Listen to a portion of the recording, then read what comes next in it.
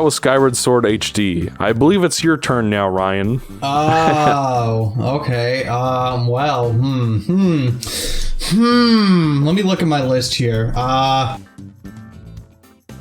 So, did you know that Bravely Default 2 is kind of boring and I don't like it? That was on Switch? I think it's on PC too. Because didn't they make a game called Bravely Second or something? That was on 3DS. Yeah, so which is the real 2? Well, okay, so there's 2. Well, 2 is like fine. Okay, I think Bravely Second is like a sequel to the first, whereas 2 is like Final Fantasy, kind of. Okay. Where it's 2, but it's not like the same thing. Yeah. Okay, that makes sense. Just as a question, I've had a lot of people recommend Bravely Default to me because since I'm the Final Fantasy V guy, I loved Final Fantasy V. And a lot of people have recommended Bravely Default for me to me because of that. I don't know. I guess I was curious about your comments on that. Like, does it have like a job system? Yeah. Yeah. Okay. And here's the fun thing with Bravely Default is that I think the game itself is actually very, very good up until you get to like the 30-hour mark, in which case the game gets a little greedy, and then you essentially have to play the game over and over and over and over and over again. And there's a story reason for that, and it's a cool reason, but I don't like it. And I think it's boring, and it kind of overstays its welcome. So when I got to that point, I got like 35, 40 hours in, I saw what the game was trying to do, and I looked it up online and be like, okay, so what's going on with this? And apparently it happens a lot. So I decided to drop the game. I'm like, well, I enjoyed that little bit that I played. That was enough for me. I didn't play the second one, or Bravely Second, but I picked up Bravely Default 2 because I thought, well, maybe it would be like the first Bravely Default game, but improved in some ways. And I don't really think it is personally, and I don't know like what people think of Bravely Default 2. But I thought it was like, when it wasn't boring, it was very frustrating. Because like you get the jobs that you start off with are like you're pretty basic. Like you got your black mage, you got a traveler thing for like your the main character. And then you eventually get things like the monk class, and you get a bard class. But the way how getting the classes work is that you have to fight a boss that is that class. So if you want to get the monk class, you have to fight the monk boss, for example. And this wasn't an issue with the first Bravely Default game, because like the first one had a pretty steady difficulty curve, where it's just like, it would gradually get more difficult, but like, if you died at a boss, you just have to like rethink a strategy and everything like that. But like it didn't feel jarring. In Bravely Default 2, these bosses are like a fucking brick wall, where it's like you're going through like this dungeon, you're fighting these enemies that go down very quick, and then you get to the boss, and then suddenly you're dying like 40 times. You have to try to like figure out how to beat this guy. So it's like Rechain. Sure. I don't know how Rechain is because I never played through much of Rechain. I think I got to like Wonderland and that was it. Yeah, because that game sucks. But the Heartless in that game are like ridiculously easy and require next to no effort to kill. But then you get to a boss and they can just rattle through their deck at lightning speed, and you're just somehow your brain is supposed to be able to keep up with the computer as far as like playing cards that are higher values and shit. And it's just, that game blows chunks. But continue. And it's just like for context, the boss at the end of the second chapter, if I remember correctly, I believe it was the Berserker class, or so you have to fight a Berserker, and I didn't know going in. I didn't follow a guide or anything like that. I was just kind of playing by the seat of my pants. So I get to this boss, and then he essentially fully charges. Like he does like a full brave thing, where essentially he attacks 3 times, and he invokes rage, which gives him like a really big attack buff. And then with his next 2 attacks, he wiped out my entire party. And I'm like, okay, well, what the fuck was I supposed to learn? What was I supposed to do? What is this? Well, isn't the thing with Berserkers is that they have really high attack values, but you can't control them at all? They can only attack, and they do so automatically? I guess. Because I wouldn't know. So how come it can charge up a Brave? Well, it charged up because it used up all of its because like that's the thing with Bravely Default, where it's like you can charge your Brave stuff to where you could attack like more than once, or you can like default, in which case you can like that'll build more attacks later on, like it gives you more turns if you keep defaulting. But again, like if you Brave at max, like if you Brave like 3-4 times or however much it lets you, that means that you're going to be a sitting duck. Like after your turns are completed, you're going to be a sitting duck for like the next 4 turns. And that's kind of like the whole point of Bravely Default. It's like that kind of risk and reward thing, and I actually do like that battle system a lot, especially in the first game. But in this one, again, like he maxed out his Brave, and then he did his rage move or his rage attack that gave him that berserker status, and then with the next few attacks that he had left on his turn, he wiped out my party. And that's kind of like the way, and I've looked this up online. I've watched other people like review this game and everything, and they all said that the bosses are like really hard, but that's the point. You're supposed to lose your first time, so that way you can like, plan your strategy and like change your classes around and everything like that. So that way you can maybe tackle the boss in a different way. But it's just like, I don't know. I just felt like the first game did that a lot better. A lot better. How long are these bosses? It depends. Like if you picked a class or a class that has like a weapon that the boss is weak to, and you grind that class out for as long as you can, the boss fight can be over in a few minutes. But then if not, it could be a lot longer. It could be like 5-10 minutes. Yeah, because I can understand a boss being really hard and requiring multiple tries potentially for you to sort of perfect your strategy if it's relatively short, like maybe 5 to 10 minutes. Mm-hmm. But if we're talking like Final Fantasy 13 length, where it takes like an hour and you have to do it multiple times and just hope you can fucking win, and that sounds awful. I don't think it's as bad as the bosses in 13 can be, but it's just that fucking wall. I don't know, it just felt as if the way how the first Bravely Default handled its difficulty was a lot better. And I also think that, and this might be a bit of a take, because like the first Bravely Default had random encounters, and one of the selling points for this game was that there are no random encounters. Interesting. But with the first one, you had a little meter that you can adjust to, so you can have like a certain amount of random encounters. So like if you want like a lot of random encounters, so if you got to grind, you can do that. If you don't want any random encounters, you can turn that off, right? And it's like a slider, so you can like, there's like some in between they can do. So like if you want like maybe a little bit but not too much, you can do that. You can tweak it to however you feel as if it should be done, or again just turn it off completely. But in Bravely Default 2, since there are no random encounters, if you have to find a specific type of enemy, you're going to be looking around for hours trying to find one. Or if you need to grind, you have to chase down enemies. And if you're a higher level, then they're going to run away from you. So you got to run around the map trying to chase them, trying to get to them. Oh. Or if you're just trying to get like from point A to point B, and then a monster just kind of comes at you, well then suddenly you're stuck and you have to fight him. You know what I mean? Yeah. So this is the game that kind of made me realize and made me appreciate random encounters, because in the sense where like if there is a spell or if there's a way you can turn them off, I would rather have that than have enemies roaming around the overworld, because you have no control over that. Random encounters, they're not always, but there are games like the first Bravely Default where you can at least control how much random encounters that you actually have, or there are ways you can plan around the random encounters. Spray some max repel. Yeah. Yeah. Something like that, like it's something. But if not, well then you're stuck dealing with them, and that's annoying. I think part of the problem is it sounds like the game is balanced in such a way that they expect you to kind of grind a bit for each boss. Mm-hmm. Which doesn't really work with field encounters. Like I find that works better in a game like Paper Mario, where you really don't have to grind at all if you have the right strategy and the right kind of skills to block everything and use like out of sight and stuff at the right times, or dodgy fog, stuff like that. Whereas it sounds like this game has the Paper Mario enemy encounter system, with the balance and statistics of something like Final Fantasy II. Maybe. I don't remember much about Final Fantasy 2 other than the fact that I didn't like it.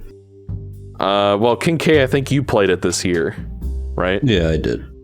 And With the Pixel remaster. I mean, like, 2 is like... Well, I've heard the Pixel remaster makes 2 easier. So take this with a grain of salt, but I think 2 was honestly like...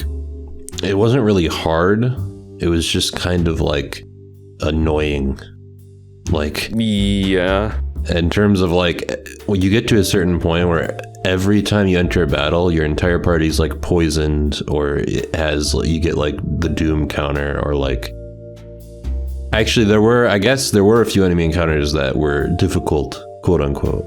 But by difficult, I mean that you just run into like a big slime pile and it uses, I don't know what the move's called, but it gives you like every status condition ever conceived on your entire party.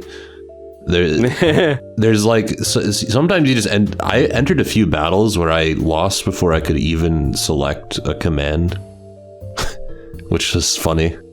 But also, I think because I had the GBA version growing up. I think I got as far as a part where you go to like a dragon's mountain for like an herb or something. I don't really remember exactly, but it had something to do with dragons. And I remember I used up all my gil and potions just trying to get through this place. And I got into a position where I couldn't run away from the enemies fast enough to avoid damage. So I was basically stuck in a dead game. And I couldn't do anything. I was like fucked. That sounds unless if I wanted to cheat. Fun. So Yeah. I would hope that the Pixel remaster does not allow that to happen anymore. The Pixel remaster, I would say, is actually all 3 of those games are... The Pixel remasters are the best way to play them, is from what I've researched, because they don't have the bonus content, but they're like not nearly as frustrating. I didn't have to grind at all, and it was fine. Okay. I think I had to grind once for a little bit at the end of Final Fantasy 3, but at that point I was like, well, at least I'm not grinding the entire game, you know, like... Because apparently the Famicom version is like that, where like you have to grind constantly. Yeah, but that's the thing, is that 3 itself is an improvement on that, because you really only have to do it once for a little bit before you enter the final dungeon, and then it's pretty fine. This is sort of tangentially related. For one reason or another, I actually bought Final Fantasy on NES and played it for a few minutes. Yeah. It is so slow. Like every attack, every dialogue box, every animation. Well, what takes speed like, did you put it at? Is there a speed setting? There is. Okay, that might have been it, but it just felt like everything. I have a proposition for you. Pixel remasters have a fast forward button. Hey! Oh my god. The new animations, first of all, they're already quicker and look better. Like, they look really good. Like, the game itself doesn't look amazing, like, in terms of the sprite work, but, like, for some reason, attack animations and, like, water look really good, which is a little jarring. And also the music is, like, impossibly, like, they're, like, fully orchestrated reimaginings, and it's kind of jarring. It's a little jarring to have, like, the sprite work that looks like a GBA game with, like, fucking blaring orchestras, you know, remixed by Uematsu himself. But I've been umming and erring about getting the 5 remaster, but now that I hear that, because it's like, when I played 5, I played it on GBA and an emulator, and I fast forwarded through some of the battles because, you know, it's grinding. So now that I hear that feature's just straight up in the game, and that I won't have to listen to the crappy SNES music, I might pick it up. Well, you can also, like, not only can you fast forward in the battles, you can also, while it fast forwards, it will, what it'll do is, if you don't touch it for, like, so, like, you're going to select 4 attacks, and then whatever those 4 attacks were, the game will remember, and it will do again the next turn. Really? Yeah. So if you That's want, interesting. You can just leave fast forward on, and they'll keep doing that. And then when you want them to stop, you just turn off fast forward, and then you adjust, and then you turn it back on. I've heard nothing but glowing things about these remasters, and I really want to. No, I have the first one. Honestly, they Final look. Fantasy, The only thing about them is that they look a little not good. Like sometimes. Really? Well, I mean, they look fine, but like in terms of like, they look like they could have come out on the GBA. You know what I mean? Like, they don't look. Or like honestly, sometimes they even.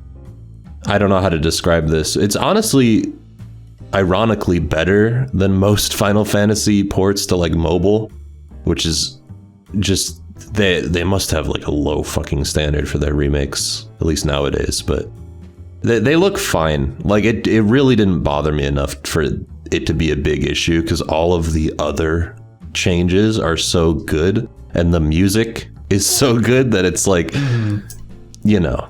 And the in-battle sprites are actually pretty damn good. It's like just the overworld stuff looks a bit So is the one for Final Fantasy VI out yet, or is that one still? That one's coming out in February next year. I think they had to delay it a little bit. Okay. Right. I'm playing through 4 right now. Hey, that's one of my favorites. Well, actually, I'm having a tough time getting through it, which I'm surprised by because I thought 4 would be like right up my alley, but I don't know. It might be sacrilege to some people, but at this point, I prefer 3. 3 is probably my favorite so far. So. Oh wow, That's interesting. Well, not counting like 14, Pat. 3 is my favorite. At the point at where I am traveling through the Final Fantasy series. But I'm not done with 4, so maybe when I beat 4, I'll like have a revelation. But for some reason, 4 is not gelling with me. I don't really like. I really hate, actually. It has the Final Fantasy 2 thing where like you get guest party members, kind of. Although it's like for your entire party. And it seems like a thing that they do every other Final Fantasy game. Well, I guess up until 7, that's where they broke the streak. I don't really like that. I really actually hate that because a lot of the times I'll meet someone really cool and then they'll just fuck off. Like there's this old guy. I don't remember his name. Tella. Yeah, Tella.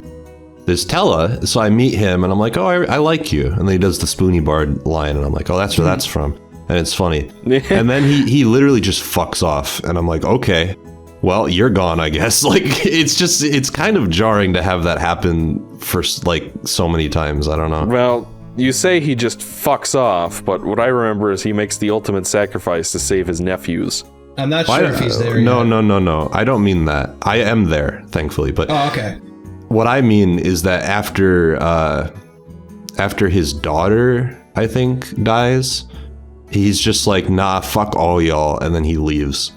And you don't meet him again for a few more hours on, like, he's at like the top of a mountain somewhere when next you meet him. I don't know. I think it's just weird because you don't really learn much about him, and then he fucks off, and then he comes back, and you remember he exists. But at that point, you're also like, you've also lost other party members that I'm wondering where they are and what they're doing. I just think it's a stupid system. I'm going to be honest with you. And I know it might be harsh, but I just think it's stupid. Yeah, I understand. So I don't know. Maybe when I beat the game, I don't know. But yeah. You'll be happy to hear that 5 does not do that. Well, I'm considering how much I like 3. I think 5 will end up being near the top of my Final Fantasy rankings because one of the reasons 3 has like a really shitty story, honestly, but I really like the job system, and apparently 5 just has a better job system overall, so I think that'll be good. From what I remember, each in 3, it works like there's like a black mage base class, and then you level that up and you get like a better black magic basically, class after that. Whereas the way it works in 5 is, first of all, you can switch jobs whatever you want for each character, and you earn AP through battles, and that allows you. And sort of the shtick of that is each time you level up your jobs, you can keep some of the abilities from that job and use them contemporaneously with a different job. Yeah, that's So like in if you- Bravely Default as well. So, like, if you level up, like, I'm just making up numbers here. If you level up the black magic to, like, I don't know, level 4 or something, then you can use, like, the basic level 1 black magic spells alongside even, like, a white mage job. Yeah, see, no, that's the job. That's the thing about 3 was a little jarring, is that it doesn't really work quite like that. Whereas I played a bit of Bravely Default and some other games that also have the job system. And I was surprised because 3 doesn't really work like that. You just kind of have what you have on your job. But that's why I think 5 will end up, I'm really interested in it. Because the thing about 3 that I didn't like as much is that it basically doesn't have a story. Like, it does, but it's like FF1 tier where, like, you don't have any characters that you control at all. It's just kind of like you have 4 Onion Knights, and sometimes it's really awkward. Sometimes they speak to people, sometimes they don't. You don't really know who's speaking to anybody because they don't have defined characters. I know it's different in the DS remake, I think, but I didn't play that, so. And I really don't think it would have improved much, to be honest with you, to have them be characters, because the setup of the story just doesn't allow for, like, anything groundbreaking to even happen. So I don't think it would really matter that much. But it seems like 5, at least, even if it isn't Shakespeare, it at least has a story that I can be engaged in, which is all I'm really asking for. Like, all the characters are named. All of them have pretty well-defined personalities. Bart's a little less, or Butts, or whatever his name is. Yeah. It starts out like it starts out Final Fantasy 1 simple, but as it goes along, it greatly expands, which is, so it sort of builds up to that, and then by the end, it's like, oh my god, multiversal level stakes. Yeah. So it's like, well, it seems, I know a lot of think people think it's I'll generic, really like but that one. I think I have a feeling that I'm really gonna like it. So yeah, well, I certainly hope you do, because I loved it. Does that game have Battle on the Big Bridge? Is that where that's from? Yes. Yeah. I remember like sharing I remember sharing the GBA version of that with Ryan once, and he's like, "Oh my god, the trumpets sound horrible." Well, they sound like Kermit. Now that 5 is out, because JebTube and I listen to the soundtrack sometimes because we're really interested in the remixed ones, because they're really, really good remixed soundtracks. Like, I don't want to listen to the original songs at all anymore, because it's hard to explain, but they just feel like improvements, fundamental improvements, because they're orchestrated and shit. Like, yeah, I hear you. So, like, I want to listen to, like, Battle on the Big Bridge, which I've listened to before without playing the game, in, like, full Uematsu remix mode. I need to hear what that sounds like. And that's going to happen for 6 as well, which I actually know a lot of the tracks from 6 without having played it, because that's what I'm excited for. I don't know. Like, based on 1 through 3 and even 4, the music is, like, really, really good. I'm gonna go check my cat's food bowl, because he usually is not this uppity unless he wants to eat something. So you guys can talk about something real quick. Yato Kami is hungry. Okay. Well, note, I also have I have a kitten now. Oh, a stray kitten, and we're trying to get her integrated with all the other animals in the house. So she's not able to run around freely, not yet, anyways. But hopefully soon she'll, be let loose from the cage and everything like that we have her in. So her name is Rue. As in, like, mixing mustard with milk, Rue? Well, I've never heard of that, EXO. Apparently, like, when you make, like, macaroni and cheese, like, homemade, you have to, like, combine, like, mustard powder with milk or something, and that's called Rue. That I might be talking out of my ass. It was my sister named her after Runar. I don't know what that is. Yeah, I don't know what that is. Wait, what are you talking about? So, I know the name Runar. Yeah, my sister found a stray kitten a few weeks back, and we've been taking care of her. That's a Final Fantasy 14 character that she is using. Oh, shit. that explains everything then. Okay. You're right. Well, giant list of games. What's next? Ryan, I'll let you pick next. Okay, so yeah, Bravely Default 2. If that makes me a dumb baby for not liking it, well then so be it. How about King? I know you've played this new Pokemon Snap. Yeah, I played that. What do you think of it? It's probably one of my highlights of the year. I wouldn't put it in my top 4 exactly, but it's pretty damn good, honestly. Like, it's hard to explain. If you like Pokemon, it's kind of just like you get to see a bunch of cool Pokemon in their natural habitats and you take pictures of them. It's nothing groundbreaking. It's just kind of a relaxing, like, because I like Pokemon for the Pokemon, so it's kind of like it's a game made for me in that sense, where like the fun of it is literally just you boot up a level and you don't know what Pokemon are going to show up. So you just kind of look around and you're like, oh, look, there's Beautifly or something, or there's Munchlax, you know?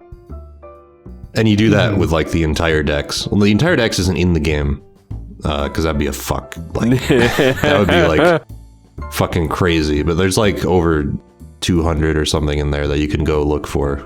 I don't know. It's just, it's like, it's such a simple game. It really is. You just take cool pictures of Pokemon, but it's like, I don't know. If you're into Pokemon, then you get a lot out of it. So. See, because I remember I liked the one on N64 when I was a kid, and maybe I'm due for a revisit. But I thought this from one was what I kind of heard, boring. it's like, I haven't played the original, but people kind of say that it's like what they expected a sequel to do in terms of like expansion and like stuff like that. Mm-hmm. So I don't know. Seems like it's expanded a lot of stuff from the cursory knowledge I have of the original.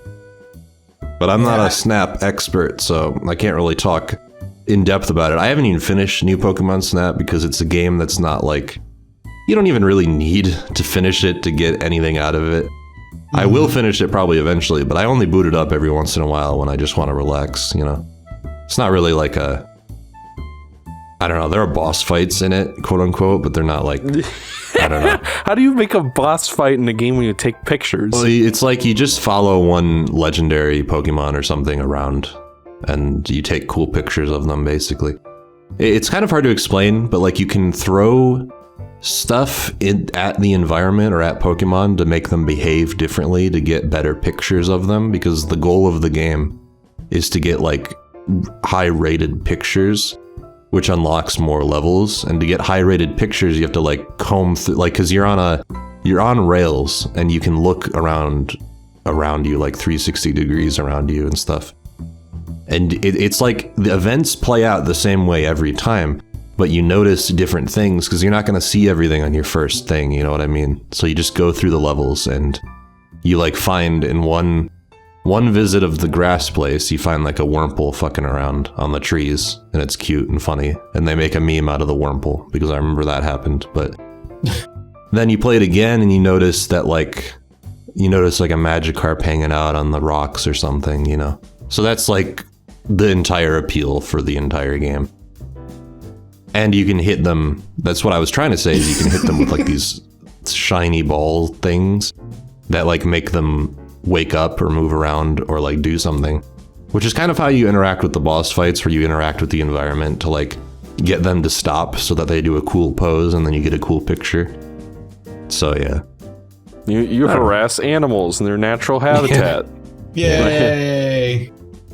It does seem, because it's like I'm completely uninterested in the new Pokemon RPGs, but like I remember a few years ago we talked about a little game called Detective Pikachu on the show, and I really liked that game. So this game sounds kind of interesting. Like, it seems like the Pokemon universe is the most interesting thing about the RPGs. Yeah. So it's like the fact that they can like make something like Rangers or Detective Pikachu or this, or I don't know, Pokemon Dash probably sucked, but point being, there's a lot you can do with all these little monsters, so yeah, sounds kind of cool. See, this was a game I really wanted to get into, but I don't know, because like, I also heard that it's like every time you go into one of these maps or whatever, you'll see something new every single time. And I remember, like, there just came a point where I was in some, like, jungle area, and I thought I did okay. And then the professor guy was like, okay, yeah, you should go back and see if anything new's happened. I'm like, oh, okay. So I did, and nothing changed. Like, it was literally the same, and I went through that level, like, 3 times. And I'm like, it just kind of lost me after a while. I don't know. Like, I wanted to get into it, but I dropped it. I got bored. I mean, I didn't finish it either, to be fair. But, like, everyone else seems to swear by it. Like, my sister likes it. We have a friend who hates Pokemon. He likes it. So it's like, what the fuck? What am I missing? I don't know. It seems like a game with a very simple appeal that you either get or you don't, maybe. Yeah, basically. I mean, there's really, like, you either like doing it or you don't. Like, there's not really any middle ground, I don't think. I guess I'm on the camp that don't. Oh, poor Ryan. I mean, it literally is, like... I always wondered why people liked Pokemon Snap all these years, because I'm like, you just take pictures of Pokemon. And that is literally all you do, really. You just take pictures of Pokemon. If you're not into that, then it's not going to work. Anything. Yeah.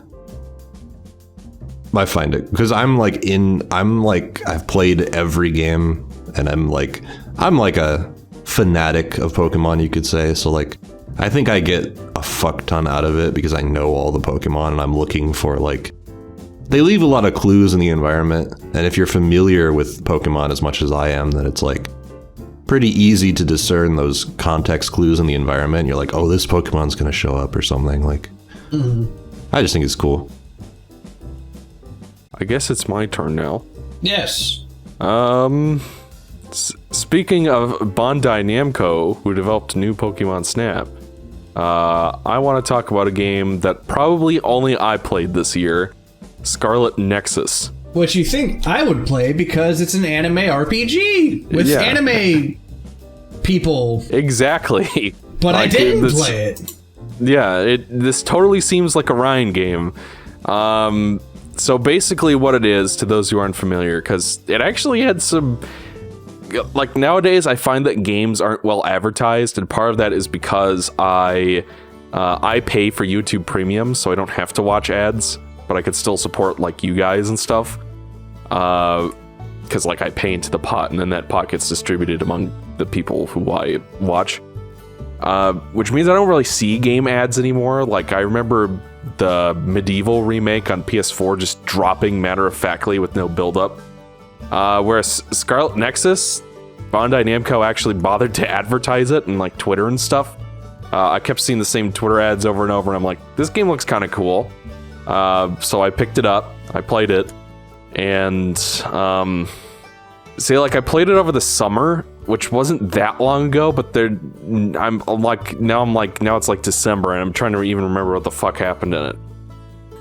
The basic gist of it is it takes place in a universe on a version of Earth that is being attacked by these strange otherworldly monsters called Others. So there's an Other Suppression Force, or OSF, that is, like, in charge of destroying outbreaks of Others. There's, like, some kind of belt of particles surrounding the Earth that creates Others from animals and other things. And if you get too close, you could potentially get corrupted and become an Other yourself. The game has 2 playable characters, Yuito and Kasane, who share the ability to use psychokinesis, which basically they can lift stuff around with their mind and stuff. And everybody in the game has some kind of weird ability like that. There's one guy who can teleport. There's one guy who has electricity powers. I'm pretty sure there's an ice guy and a fire. There's definitely a fire person. And there are some characters that are only support only, and, you know. What's actually really interesting about this game, more so than a lot of it, is that it actually gives an in-universe explanation for why everybody has to be, like, 15. Because it's like you watch My Hero Academia, and for some reason they're training for careers in high school and not college. So that they can all be 15 years old for some goddamn reason. In Scarlet Nexus, they explain that your psychokinetic powers, well, I guess it would just be like their special powers are stronger when you're younger, and there are actually characters in the game who are maybe 50 years old that look 15 because they take age suppression drugs to keep their powers strong. So it's still a little creepy when you think about it, but they at least tried to explain it, which I appreciate. Generally speaking, the characters are pretty good and memorable. I haven't played a lot of Bandai Namco's RPGs. I played Tales of Xillia 1 this year and a little bit of Xillia 2. So it seems like they have a pretty good handle on their character writing, because I remember Tales of the Abyss also having pretty good characterization. So it's like Gemma is kind of like he's an older guy and he's a little old-fashioned, but his arc is sort of learning about how to change with the times, and because he was just ready to retire and basically kill himself, but you basically convince him not to. The game has social links, it kind of has like a variation of the Persona social link system, where it's like you can hang out with characters and learn more about them, and they each have like a little narrative that plays out, and they sort of grow closer to whichever character you pick, Yuto or Kasane. And most of that stuff was pretty good. The game is let down by one major flaw as far as the story goes, which is that the presentation is extremely cheap. Uh-oh. Like, we were talking about Persona 3 Portable on this podcast earlier, where everything is like a slideshow. And that's pretty much what the cutscene... Well, I'd say 90% of the cutscenes in Scarlet Nexus are like that. Like, every once in a while you get a CG cutscene or a fully animated 3D cutscene with like lip sync and everything. But most of the cutscenes are like slideshow things, and they try to zhuzh it up just a little bit, where they sort of have like everything floating in like comic book panels, and there's like a bunch of sci-fi decorations around it and stuff.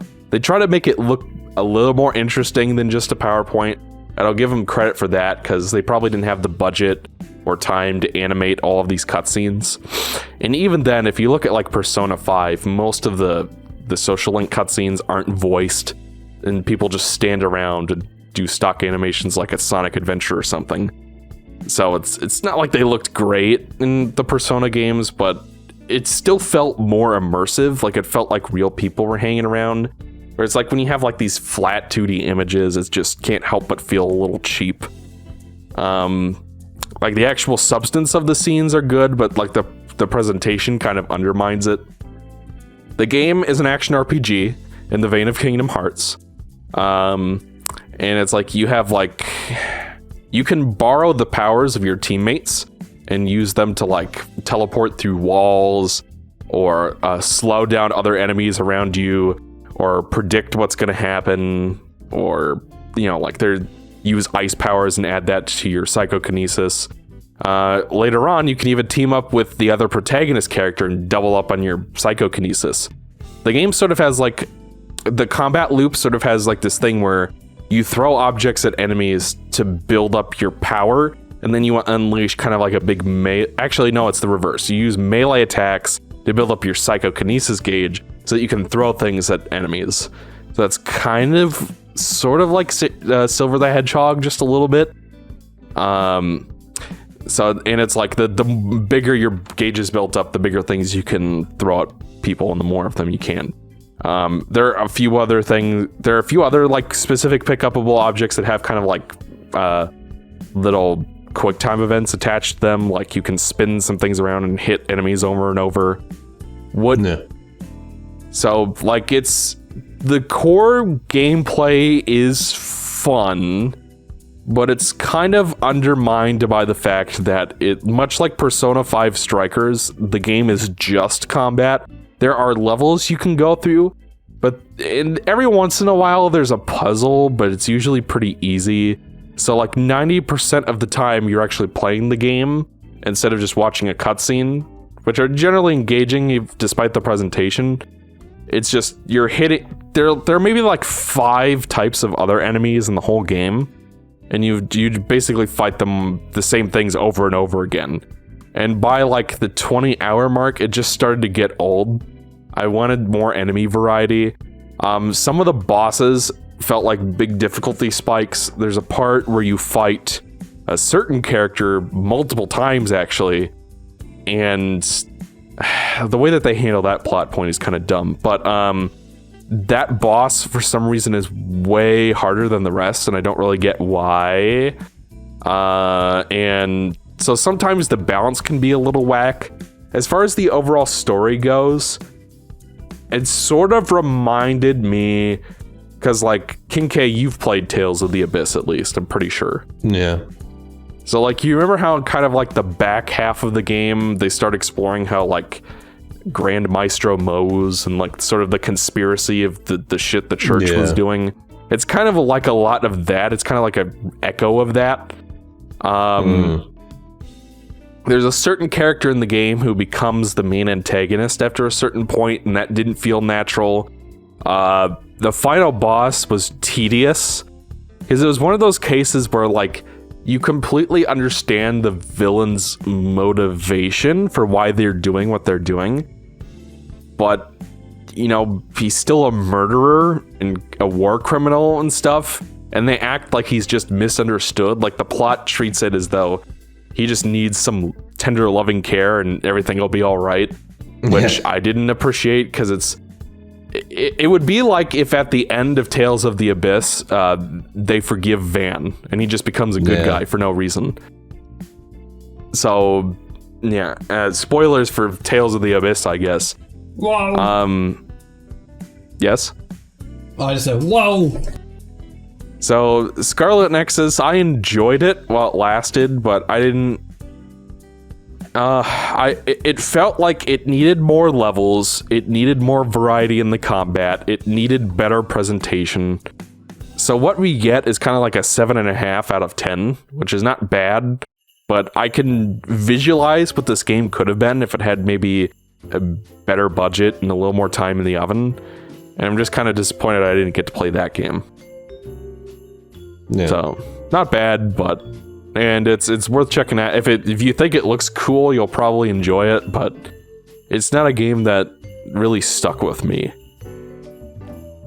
It didn't look amazing. And I remember this was shown off like a while ago. Like a long time ago. And I remember even just thinking like it didn't really look too appealing. Even by me, the anime RPG loser. Because like, I don't know, have you guys played Tales of Xillia?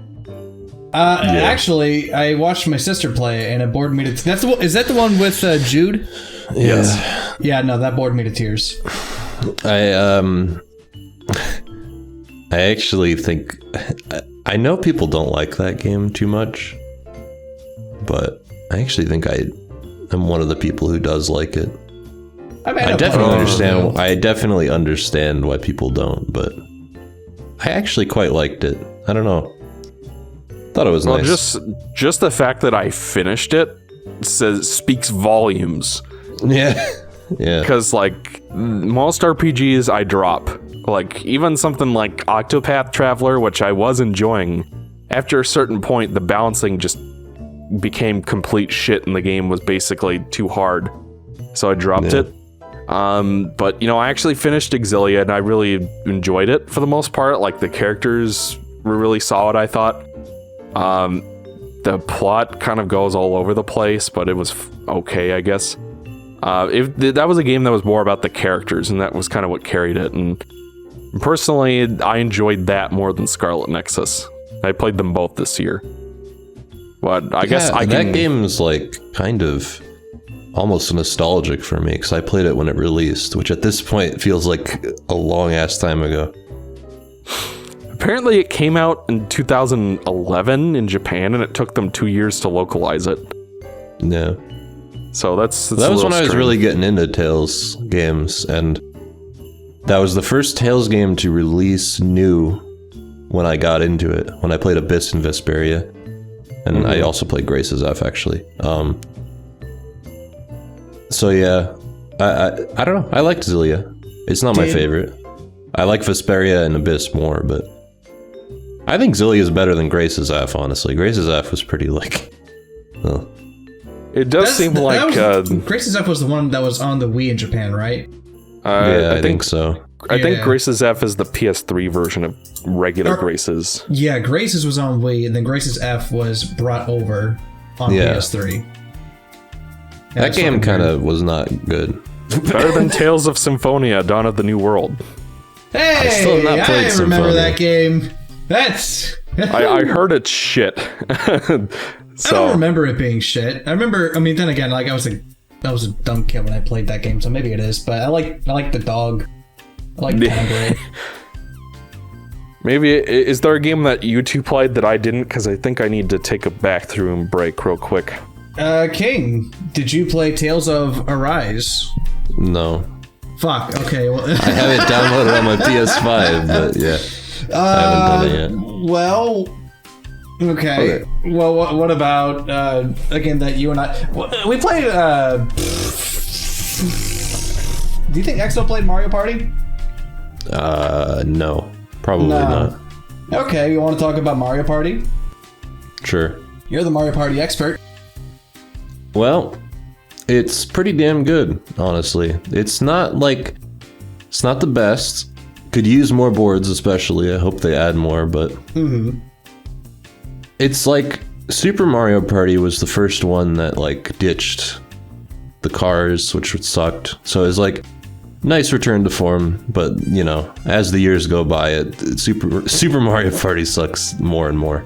Well, it especially sucks when they added the online multiplayer this year for Super Mario Party, and then they announced and released the successor to that game. So you know, I feel. Yeah. Yeah. I don't know.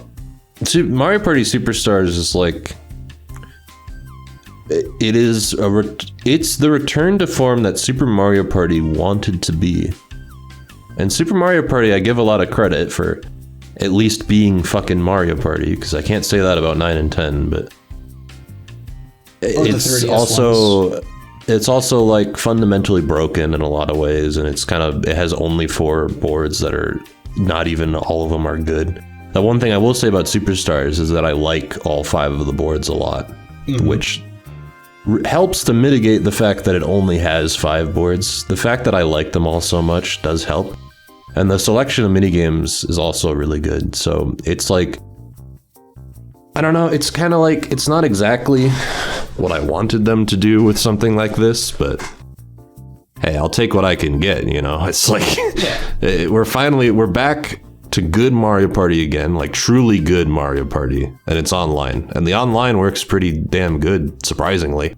So, yeah, I don't know. I've definitely seen, like, I've watched you and the guys play online multiplayer, and what surprised me, unrelated, is that, because, like, my sister hates Mario. Like, if y'all think that I hate Mario, my sister hates Mario way more than I do. And it surprised me to find out that yesterday she actually was playing Mario Party with RZ and Jed. I'm like, what the fuck? Really? Yeah. And she came to me today talking about it. She said that, like, it's not like, you know, Jess and I, we don't really play party games often. It's just not our thing. But she was even saying that, yeah, she didn't hate it. And I think that's kind of glowing praise from someone who hates Mario. So, yeah. But I mean, and I think the only time I played it was with, it was at the Airbnb with y'all. Yeah. Yeah, and that was the only time I played it. And I have it, like, because I have, like, a little list of things that I played. And it's like, it's not something that, like, I think about a lot. You know, it was fun, and it was definitely better than the other one, the Superstars, or no, not Superstars, Super Mario Party. But yeah, I mean, I thought it was pretty okay. I hope they add more boards. If they don't, then I'm gonna look a little lower on it as time goes on, but I mean, they'd be stupid not to. Yeah, well, that's what they said about Super Mario Party, but here we are. Oh, what about that Mario golf game? You played that, right? Yes. Yeah! You want to talk about that? I think in terms of new video games, because Colors Ultimate also released this year, but In terms of new video games, it's probably the worst thing I played this year. Ooh! Honestly, honest to God, it probably is, because I got like an hour or two of like actually really fun. Like, I had a lot of fun with my girlfriend playing it, but then I stopped playing it because there's nothing in it and it's boring and bland, and yeah. It's like, I don't know. It's like the epitome of Mario not using any of its cool characters or anything. It's just like, you go to the grass area and then the desert and then there's the Bowser Castle. Oh my God. And it's just, so not only, it has that problem, but then it has like, you can beat all the courses in like an hour, and like, the multiplayer is not fun enough to last you as long as like Mario Kart does, you know, like. So it's kind of like, you play it for a few hours and then you're done. And then they had a few content updates that lasted like a half hour, and then it's pretty shitty. It's like, honest to God, it's pretty shit. And it's like, I remember, or maybe I'm just remembering wrong, but like, I could have sworn that the tennis game had better support. Like, or longer support at least. Because, like, I remember, like, earlier this year, like, I think it was just a few months ago, they said they released their final update for the game. It added, like, 2 characters and, like, a new stage or something like that. It's like, well, shit. I guess they don't have faith in it either. Yeah. Yeah. I don't know. Yeah. It's like, it is, because I think that Mario actually has a lot of cool creative stuff, or at least it used to back in the day. But it's been like slowly gutted from the series to the point where now it's just kind of like, you know, they're Goombas and stuff. Like, it's kind of suffocating how like how is Mario Golf like one of the most boring aesthetically in the entire series? Like, why? Yes, EXO, we're talking about Mario Golf. Like, they put New Donk City in as a content update, which is like by a country mile, the most interesting thing in the entire game is the fact that New Donk City is in it. And it's literally, they just ripped New Donk City's map from Odyssey, and you get a few holes, and all of the holes are like 2 par. So you do like 1 shot or 1 or 2 shots, and then it's done in like a half hour. And it's like, why could you have not just, why does the game, the thing about Mario sports games that always baffles me is that, why do you always pick like the grass area, the desert area, the Bowser area? Like, why is New Donk City even on the table? Why don't you pick other things? Also from it just baffles me. You get so much more content out of it, and it's more varied, and it's like the Mario sports games feel like they have to emulate the sports games that actually exist to such degree that they emulate reality, but not really, because there are Mario characters. It's just so fucking stupid. I hate it, and it perpetuates the idea that Mario is uninteresting and bland.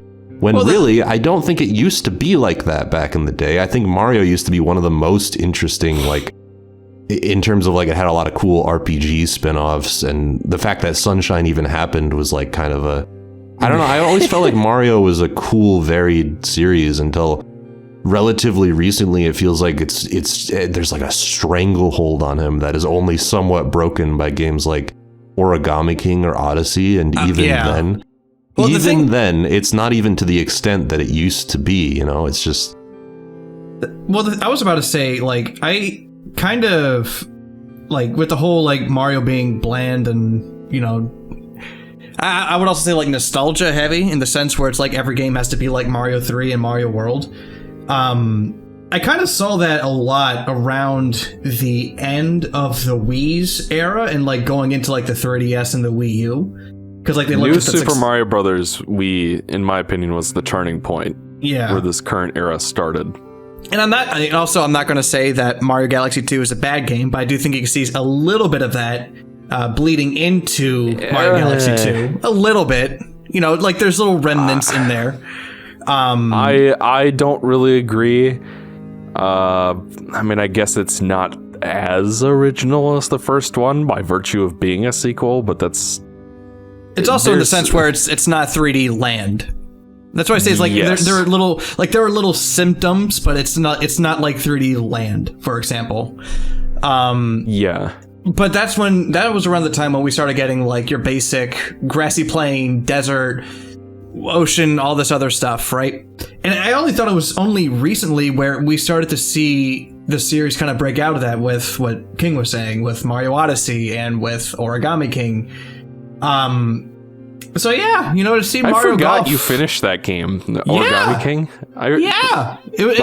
Ryan finished a new Mario game, everybody. Yeah. Well, I finished Odyssey.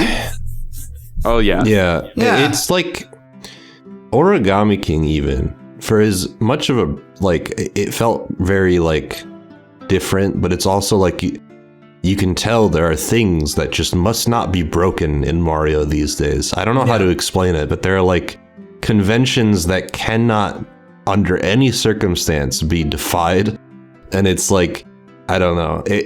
And then you notice it on a larger scale when you play things like Mario Golf, where it's like literally like, why can you not do more stuff like New Donk City? I'm surprised New Donk City even got in the game, as low effort as it was.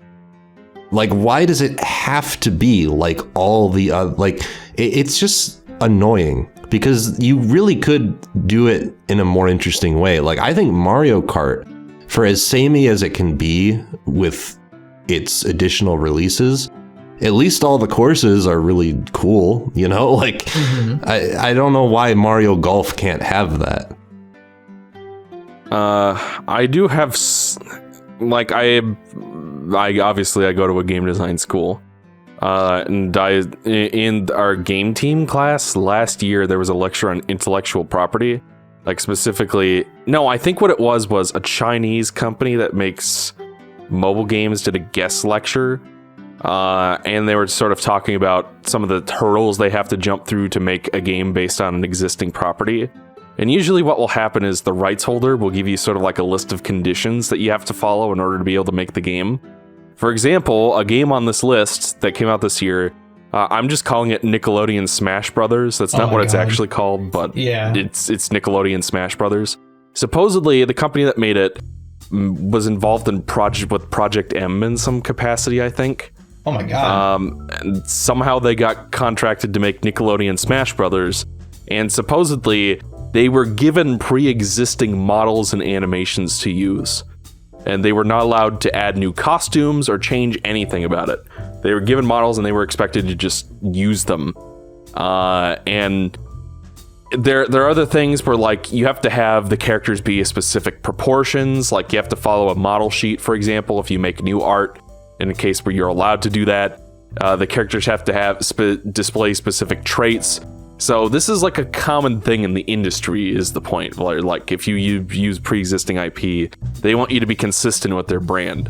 And for some ungodly reason, Miyamoto or the powers that be have decided that Mario needs to be bland and recycle the same ideas over and over again, which is how we get shit like this.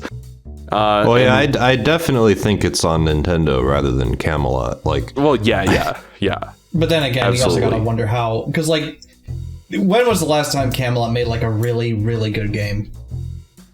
Dark Dawn, maybe? I said a really, really good game, not a passable game.